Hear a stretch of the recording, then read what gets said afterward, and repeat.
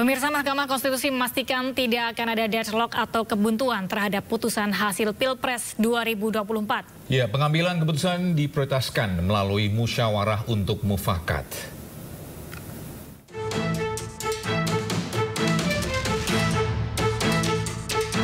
Juru bicara Mahkamah Konstitusi Fajar Laksono menjamin tidak ada deadlock dalam putusan terkait sengketa Pilpres 2024. Hingga pengumuman pada 22 April mendatang, Hakim Konstitusi terus melakukan rapat permusyawaratan hakim atau RPH terkait pengambilan keputusan. Keputusan akan dilakukan melalui musyawarah untuk mufakat secara berjenjang. Jika mufakat tidak tercapai, akan dilakukan voting terhadap 8 hakim konstitusi. Namun bila suara imbang 4-4, maka ketua sidang pleno, yakni Suhartoyo, yang menentukan. Aturan tersebut telah tertuang dalam pasal 45 Undang-Undang MK, sehingga dipastikan tidak ada deadlock atau kebuntuan dalam pengambilan keputusan di lembaga pengadilan. Ya, keputusan tidak bisa diambil dengan suara terbanyak, maka suara ketua sidang pleno itu menentukan.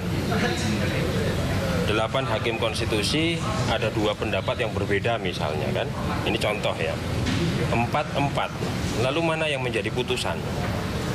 Itulah di ayat 8 pasal 45 Undang-Undang MK itu di mana posisi ketua sidang pleno. Kalau di sini, ini contoh ya. Kalau di sini berarti ini yang menjadi putusan.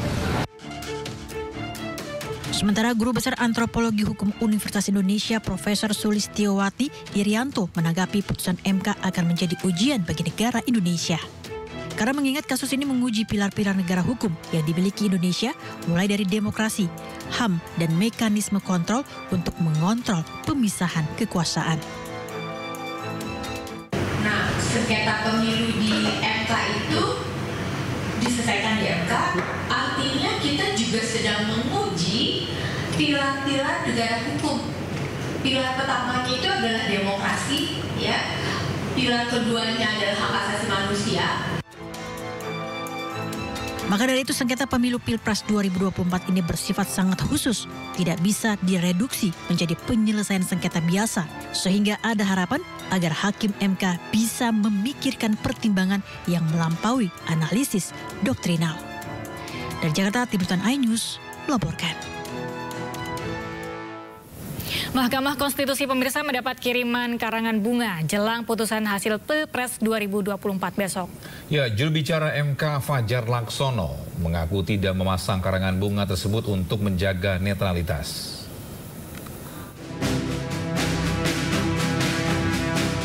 Jelang putusan hasil pemilu 2024, Mahkamah Konstitusi mendapat banyak kiriman karangan bunga.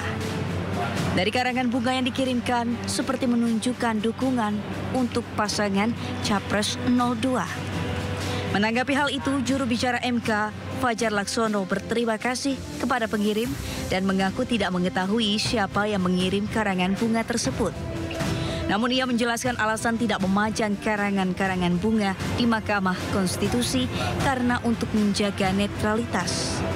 Dari Jakarta, Ismailia Abdul Roshid iNews melaporkan.